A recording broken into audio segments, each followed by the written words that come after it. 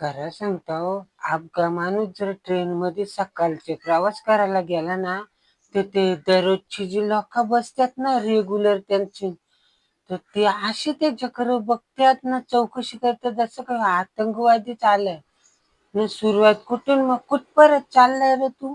तर कुठपर्यंत ते तू आता दिल्लीला चालला हायकमांडला भेटायला या आमदार खासदारांना बोनस वाटायचे नाही.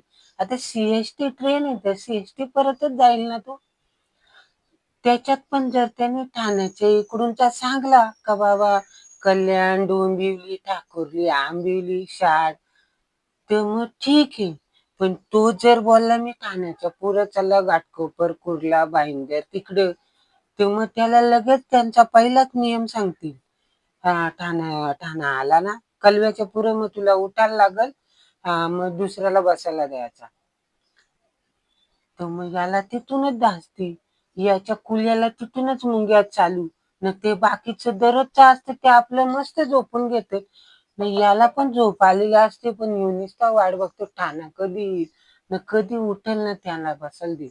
न ते आपलं चांगलं झोपतं. न मग जसा जसा स्टेशन येत जातो ना, तर त्यांचं ते दररोजचं असतं ते लगेच. काय मग आज तुम्ही नवीन पाहुणा कोणतरी आणलाय.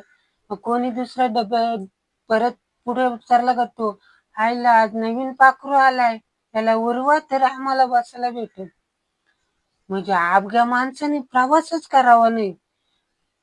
त्याच्या पार कुलं उठून आणतात ते. इकडून तिकडून टाण टोलप मारून.